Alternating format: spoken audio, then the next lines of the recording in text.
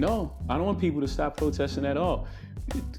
Jay-Z, Beyonce, and many black capitalists is they will do things that are only meant to benefit them and then try to act like it is something for the collective. If black capitalists want to lean into the hyper-individualism of the moment and do things only meant to benefit them, have at it, I guess.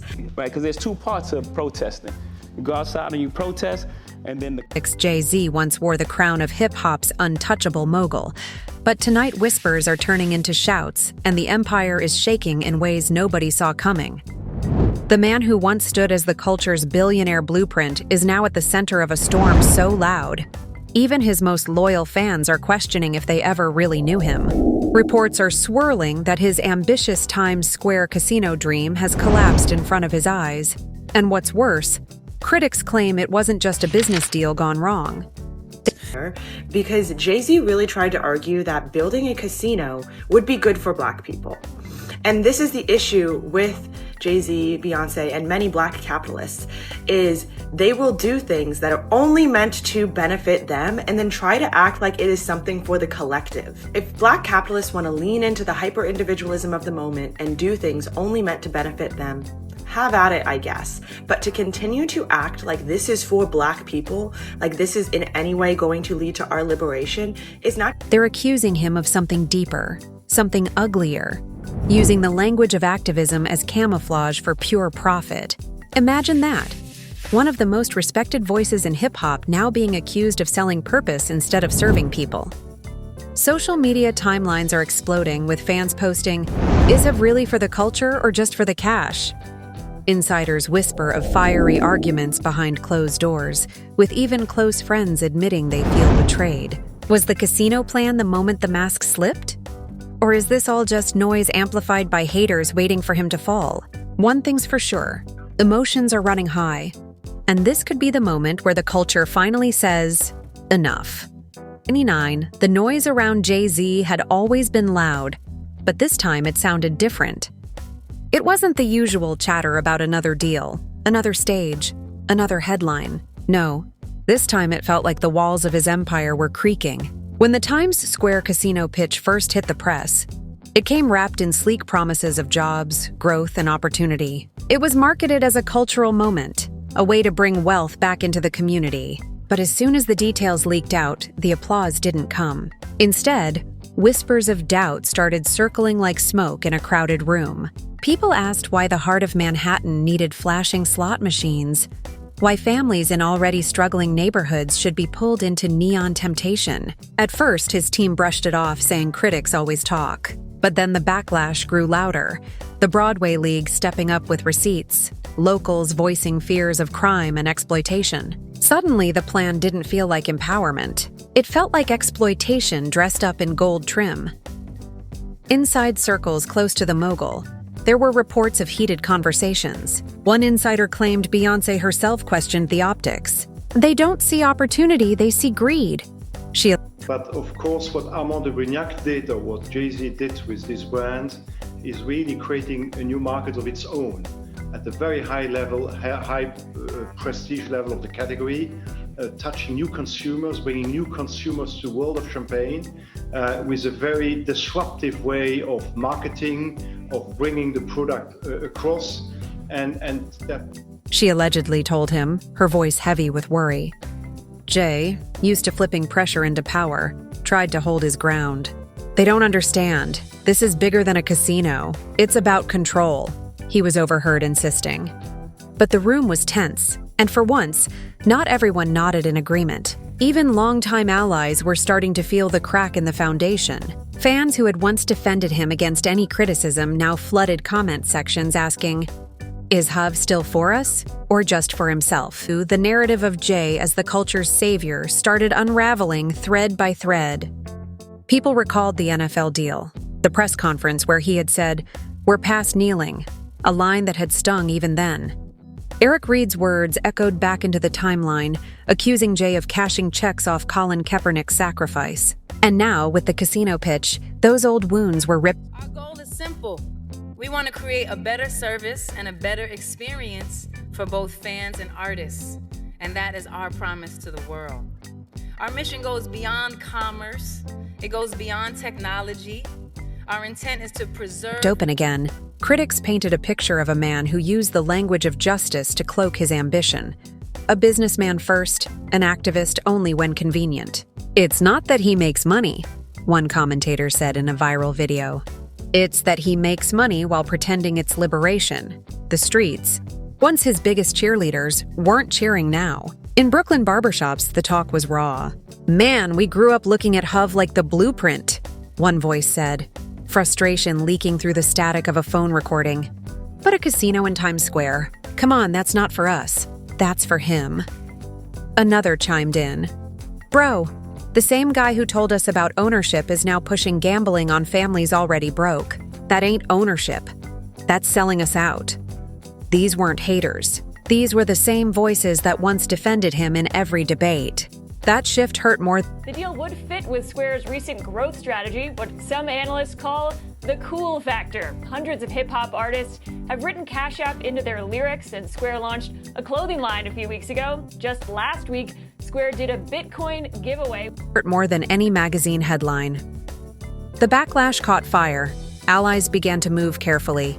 Al Sharpton, once quick to endorse, found himself questioned about his support. Vanity Fair even hinted that donations tied to the project looked suspiciously well-timed, fueling suspicions of bought loyalty. Artists under Roc Nation were in a tricky spot too. Fat Joe's appearance at a promotional buffet for the casino became a meme. With fans joking, he looked like he was selling more than food. And Alicia Keys, who had quietly tried to pitch the community angle, faced criticism online for standing next to a project many labeled a scam. The pressure was building, and Jay seemed caught in a storm of his own making. Even those close to him described the atmosphere as tense. Friends said he tried to rally his circle, reminding them of his past victories. How he turned Crystal's insult into ace of spades. How he flipped rejection into dominance. They laughed then too, he supposedly said, pacing in his office. And look what happened. I made history. But this time the energy didn't match the words. The room wasn't electric with belief. It was heavy with hesitation. Because this wasn't about champagne or streaming platforms.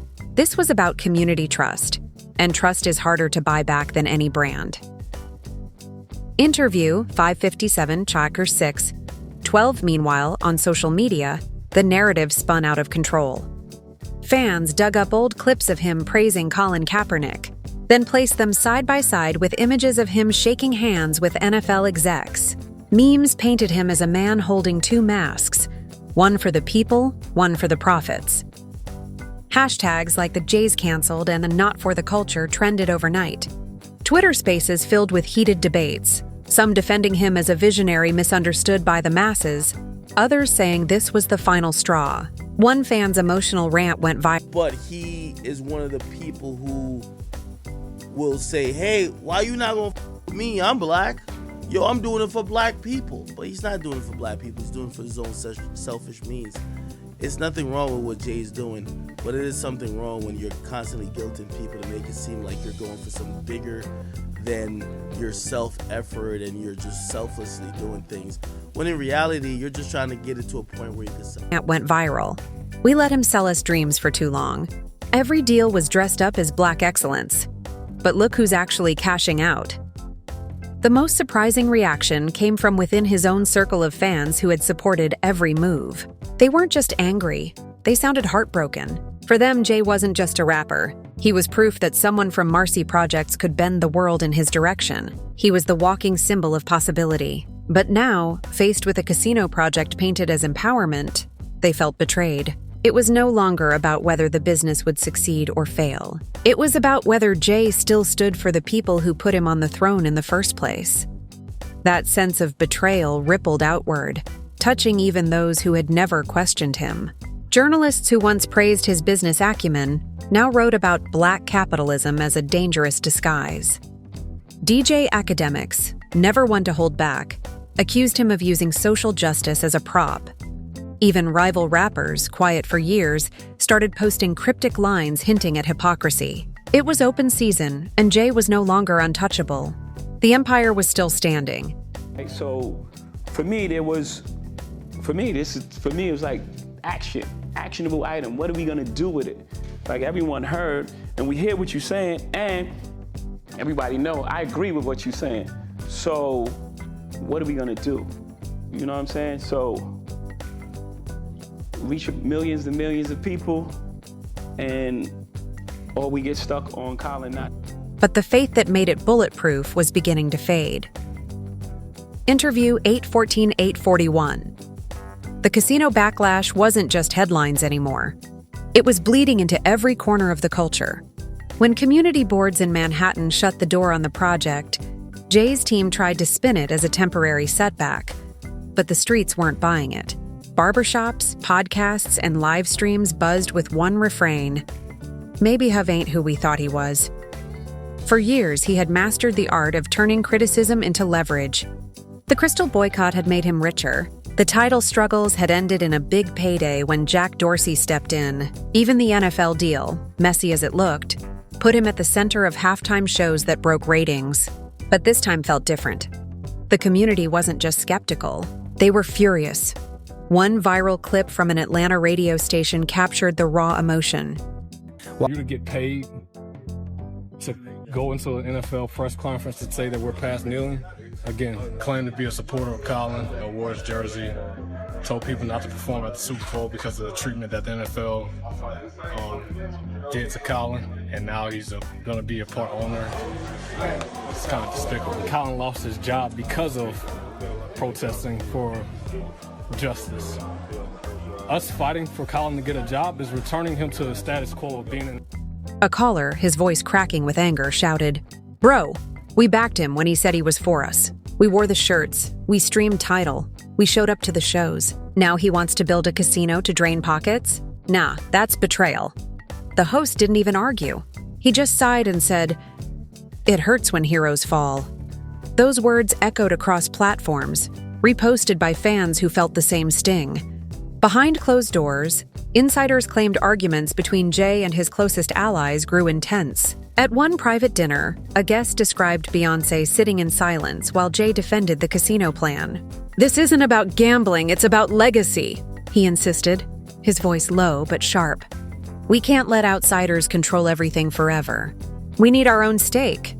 But another guest allegedly pushed back. "Stake for who, Hov? Because from the outside, it looks like it's stake for you." He reached out to Jermaine Dupri because the NFL asked Jermaine Dupri, who's from Atlanta, to produce the halftime show. Yep. And it was reported that Jay-Z called him and told him to bow out. Now, you gonna ask him to bow out. Hey, man, hey, Skip, check this out, bro.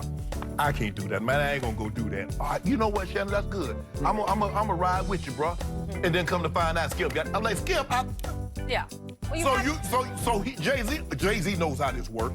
He knows how it is in the community, how it looks. Like you went behind their back when you said no, and you all the while you're trying to maneuver. Maybe he was trying to maneuver himself into a more favorable position that would give him a little more leverage. Because it's like, look, guys, I don't know if you can get a guy that's any more respected in the African-American community than I am, that have the assets that eventually... Tension reportedly froze the table. Even Beyoncé, known for staying above public drama, was said to have whispered, "This isn't the fight they asked you for." Interview 942-1017, meanwhile. Artists under Rock Nation faced uncomfortable questions. Fat Joe was roasted online for appearing at the casino promo, memes calling him the buffet spokesman. Alicia Keys caught backlash after smiling through a local meeting about the project. Even younger artists whispered about feeling trapped, wondering if supporting their boss's vision would sink their own credibility. One producer anonymously told a blog, "You don't want to cross Hov, but you don't want your name tied to something the whole community hates either. It's a lose-lose." Then came the twist nobody expected. Reports surfaced that Jay had tried to secure endorsements from community leaders with strategic donations. Vanity Fair pointed out that Al Sharpton's nonprofit received millions right before his glowing statement in support of the project. A black theater program tied to actor Wendell Pierce was also awarded funds around the same time. Both men defended their positions, saying the casino promised jobs and visibility. But the timing of the money raised eyebrows everywhere. At the same time, I love black artistry and excellence celebrated. And hip hop, again, deserved that stage. Black people deserve that stage because we're the epicenter of music. But I wonder, it's like, was it worth it? You know, it's worth it for the individual artists that we're able to, you know, without doing anything, like Mary gets a Pepsi tour out of it. Like, yes, it does work individually. Does it work collectively and community-based? Does it work? And sometimes we give access to our culture that they don't deserve. And I don't think we give it up easily, but I think we give it up all with the same game plan. We'll be like, oh, yeah, we'll do it, because we can change the system from within. And I don't know if that's always true. I think it needs both. Suddenly, whispers of buying loyalty turned into trending accusations. Interview 11-14-11-44 social media exploded with screenshots of the article. One viral tweet read, "So it wasn't just about jobs, it was about checks being cut. No wonder they smiled." The backlash hit sharp and hard, with critics dragging him for selling out the people for a neon palace. Wendell Pierce trended for hours, fans of The Wire joking bitterly that his character bunk would have never stood for this. The damage was done. Every endorsement that was supposed to lift the project up now looked like proof of corruption. Jay's defenders tried to spin the narrative. Some pointed out how he had stood firm against racism during the Crystal scandal, how he had elevated Black ownership into global spaces. "Don't forget," one supporter said on Instagram Live, "Hov made Ace of Spades a $1 billion move. He showed us what power looks like." But the replies were brutal. Fans flooded the chat with comments like, "Power for who?" and "Stop confusing wealth with freedom." Even family wasn't safe from the tension. Rumors swirled that Solange had privately voiced her disapproval, reminding Jay of the backlash she had faced for less controversial moves. "If they see me as disconnected just for speaking my truth, imagine how they're going to see you pushing casinos," she allegedly warned. One insider hinted at icy dinners where conversations ended in silence instead of solutions. Interview 12-41-13-36. By now, the word "canceled" was being thrown around without hesitation. Twitter users claimed Jay was no longer the culture's leader, but another example of what happens when money outweighs the mission. TikTok stitched together old lyrics with new headlines, painting a picture of a man who once called himself the voice of the streets, but now looked like just another businessman. The line, "I'm not a businessman, I'm a business," man was repeated endlessly, no longer as praise, but as a punchline. The cracks in his bulletproof image widened when DJ Academics dropped another rant. "Yo, Hov don't care about y'all," he yelled into his mic, slamming the desk. He cares about turning your loyalty into his equity. Every time, it's the same play. He wraps it up in justice. Y'all eat it up, and then he cashes out. Look at Tidal, look at Deuce, look at this casino. How many times before y'all admit he's just hustling the culture? That rant racked up millions of views within hours, even fans who disliked Academics admitting he had a point. Through all this, Jay remained publicly silent, but his silence only fueled speculation. Was he regrouping, planning his next chess move? Or was he rattled in a way he had never been before? Friends described him pacing through his office late at night, muttering about how the same people who lifted him up were now trying to tear him down. But the truth was clear. This wasn't a simple storm he could flip into a win. This was about trust, and the culture was finally asking if Jay still deserved theirs. Interview 14-50-15-35. The storm didn't calm. If anything, it grew bigger, louder, more personal. The casino collapse had lit the spark, but what followed was a full-blown firestorm dragging Jay's entire legacy into question. Suddenly, every deal he had ever made was being re-examined under a microscope.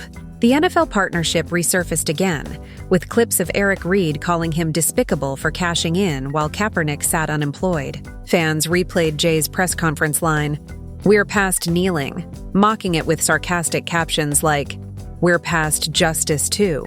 The internet turned ruthless, remixing his old lyrics into parodies that painted him as a corporate salesman. What cut deepest wasn't the critics or the blogs. It was the voices of fans who once saw him as untouchable. Long threads popped up on Reddit and Twitter, recounting moments where they felt misled. "Remember when he launched Tidal and said it was for the artists? And then cashed out to Jack Dorsey?" one user wrote. Another replied, Remember when he told us not to trust Crystal, then sold Ace of Spades for hundreds of millions to LVMH? Like, he always wins, but do we? The word betrayal showed up again and again. In Brooklyn, local community leaders who once celebrated Jay as Marcy's crown jewel began holding their own meetings, questioning whether his billionaire rise had come at the expense of the very people he once claimed to represent. One speaker at a packed church meeting was quoted saying, "We wanted him to be our Fred Hampton, but he chose to be our Carnegie. Wealth without liberation means nothing." The crowd reportedly gave a standing ovation, a sign that the disappointment wasn't just online, it was in the neighborhoods too. Meanwhile, inside Jay's camp, tensions rose higher than ever. Insiders whispered about heated phone calls with close friends. One story claimed Nas reached out to him privately, telling him bluntly, "Bro, this ain't it. They're not feeling you right now. The more you push, the worse it looks." Jay allegedly responded coldly, "I've been here before. They doubted me every step of the way. I'll flip it." But those words, once prophetic, now sounded defensive. Beyoncé, always measured in public, was said to be frustrated in private. According to one insider, she told him, "You can't sell this as empowerment if the people don't feel empowered. They feel tricked." Another source claimed she urged him to step back, to focus on philanthropy that didn't come with profit attached. "If you want to rebuild trust, stop making everything a deal," she reportedly said. Their conversations became fodder for gossip blogs, which spun headlines about tension in the Carter's empire. Even if exaggerated, the whispers fed into the narrative that cracks were forming at home too. The backlash wasn't limited to fans and family. Industry peers began voicing subtle shade. Lil Wayne, still stung from being overlooked for the Louisiana Super Bowl halftime, mentioned in a Rolling Stone interview that he wasn't surprised to see Jay taking heat now. "They play the game one way, I play it my way," he said, a sly dig that fans picked apart. Nicki Minaj, in a cryptic livestream, told fans to always read your contracts and don't let anybody rush you into a deal that only helps them, which many took as a shot at her reported title equity offer. As all this unfolded, journalists seized the moment. Think pieces flooded major outlets, calling Jay the poster child of black capitalism, a term now trending alongside his name. Some writers argued that he had mastered the art of cloaking self-interest in the language of liberation. But the mask was finally slipping. One viral article declared, "Jay-Z didn't break chains, he just polished them in gold." On social media, the backlash began to morph into mockery. A TikTok trend showed creators acting out fake conversations with Jay, with lines like, "I built this casino for the people," followed by the punchline, "But the people can't get in without a cover charge." The videos racked up millions of views, turning his latest venture into a running joke. Inside Rock Nation, artists grew restless. Some worried their association with Jay would hurt their own image. Rumors spread that certain performers were quietly looking for ways out of contracts, afraid of being caught in the fallout. "He built this fortress of influence," one insider said, "but now even the walls feel shaky." And yet, in the middle of all this chaos, Jay remained silent. No press conferences, no interviews, no cryptic tweets. The silence, instead of calming things, only poured gasoline on the speculation. Fans wondered if he was plotting another masterstroke, or if the criticism had finally cornered him. The same streets that once lifted him to legend now demanded answers, and his refusal to speak was starting to look like guilt. The tension reached a fever pitch when a leaked audio clip surfaced online, allegedly from a private meeting. A voice sounding like Jay's could be heard saying, "They don't have to love it, they just have to spend on it." The clip went viral instantly. Some debated its authenticity, but the damage was immediate. "See?" One fan tweeted, "That's how he really sees us." Others defended him, saying it was out of context. But in a world where perception is power, the clip cut deep. The once bulletproof mogul now looked vulnerable. Critics, fans, and even allies circled, each demanding to know, was Jay still the blueprint, or had he become the very system he once claimed to fight against? As the controversy stretched on, the air around Jay-Z's empire grew heavy with uncertainty. The Times Square casino plan, once pitched as a beacon of opportunity, now symbolized something darker. What had started as whispers about questionable intentions had swelled into a cultural reckoning. The streets, the fans, and even the insiders who had once called him untouchable were beginning to see the story differently. Instead of being a mogul who stood for the people, the narrative forming around him was that he stood above them, unreachable, untouchable, and maybe uninterested in their struggles. New York's rejection of the casino was celebrated by critics like a victory parade. Videos of community members cheering after the advisory board shut the project down spread like wildfire. One clip showed a Broadway business owner nearly in tears as she declared, "This was never about us. This was about their pockets. And we stopped it." Fans reposted the video, hailing it as proof that the people could finally say no to a billionaire's vision. Meanwhile, Jay's inner circle scrambled to control the damage. Roc Nation's PR team quietly pushed out charitable initiatives, highlighting donations to schools and programs. But instead of rebuilding trust, these gestures were met with cynicism. "Now he's throwing money to shut us up," one critic said during a heated podcast. Another added, "He's not listening. He's buying time." The harder they tried to spin, the deeper the hole seemed to get.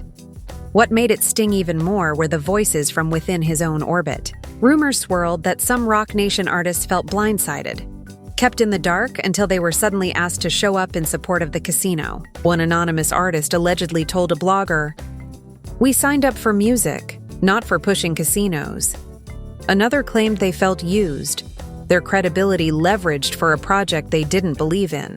The cracks inside the House of Roc Nation were starting to show. In Atlanta, at a hip-hop panel discussion, Eric Reed resurfaced to remind the world of Jay's NFL deal.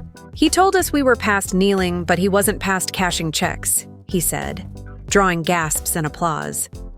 The audience reaction proved that old wounds hadn't healed, and the casino fiasco had reopened them. Soon after, a viral clip of Colin Kaepernick simply shaking his head when asked about Jay's latest drama racked up millions of views with captions like, "Silence speaks volumes." The narrative took an even stranger turn when gossip outlets began reporting tension between Jay and Beyoncé. Though unconfirmed, the whispers painted a picture of quiet disagreements. Beyoncé was allegedly focused on global projects tied to philanthropy and art, while Jay's reputation now looked increasingly transactional. Whether true or not, the idea of cracks in their power couple image only fueled the drama. "If even Queen Bee isn't on board," one fan tweeted, "you know he lost the plot." The backlash was not without irony. For years, Jay had perfected the art of flipping scandals into triumphs. The Crystal boycott turned into Ace of Spades dominance. Tidal, though mocked, landed him a massive payout and a seat at the table with Jack Dorsey. But the casino deal wasn't easily spun into a win.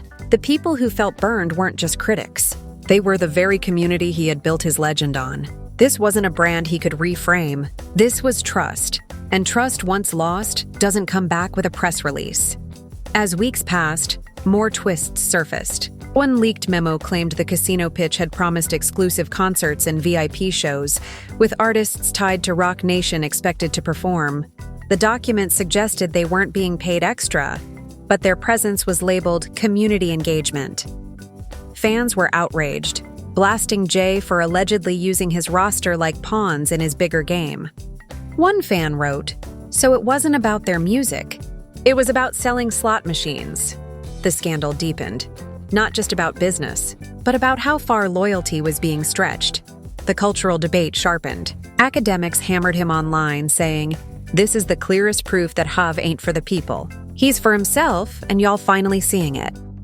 Other podcasters echoed the sentiment, arguing that Jay had crossed the line from hustler genius to establishment figure. Memes of him in a suit with captions like "Black capitalism is still capitalism" filled timelines. Still, there were loyalists who defended him. Some argued that his moves were always bigger than they appeared, that his silence was strategy, and that in time, everyone would see the bigger vision. "Y'all said the same when he boycotted Crystal, and look where that went," one fan insisted. But their voices were drowned out by the avalanche of criticism. The final blow came with a leaked video from a community meeting. A local activist stood up and shouted, We don't need Hovey to save us. We need him to stop trying to sell us our own culture back at a premium." The room erupted in applause. That clip became the face of the movement, replayed endlessly as the symbol of resistance. In the end, Jay wasn't broke, wasn't powerless, and wasn't erased. But something more valuable than money had been damaged. His reputation as untouchable, as the culture's chosen mogul. The empire was still there, but the myth of invincibility was gone. People still streamed his music, still admired his hustle, but now they looked with sharper eyes, less trust, less blind faith. What was left was an unanswered question hanging heavy in the air. Had Jay simply outgrown the people who built him up, or had he turned his back on them? Whichever the case, the legend of Hav would never sound quite the same again. And that's where the story leaves us tonight. A mogul once hailed as the culture's shield now finds himself in the middle of accusations, backlash, and broken trust. The casino dream that was supposed to shine in Times Square is gone, and the whispers about activism for sale are louder than ever. Fans are torn, friends are divided, and the question remains: has Jay really crossed a line he can't step back from? Or is this just another chapter in a career built on flipping setbacks into power moves? The emotions are raw, the debates are fierce, and the future of Hav's reputation feels uncertain. Is this the fall of a legend? Or will he once again turn controversy into triumph? Only time will tell, but one thing's for sure. The culture is watching closer than ever before. Now we want to hear from you. Do you think Jay-Z has finally lost the trust of hip-hop? Or is the backlash overblown? Was the casino plan a betrayal or just business as usual? Drop your thoughts in the comments because your voice is part of this conversation. Don't forget to hit that like button if you want more deep dives into the biggest dramas in music and culture. And make sure you subscribe so you never miss an update. Turn on notifications because the next twist in this saga might be closer than you think.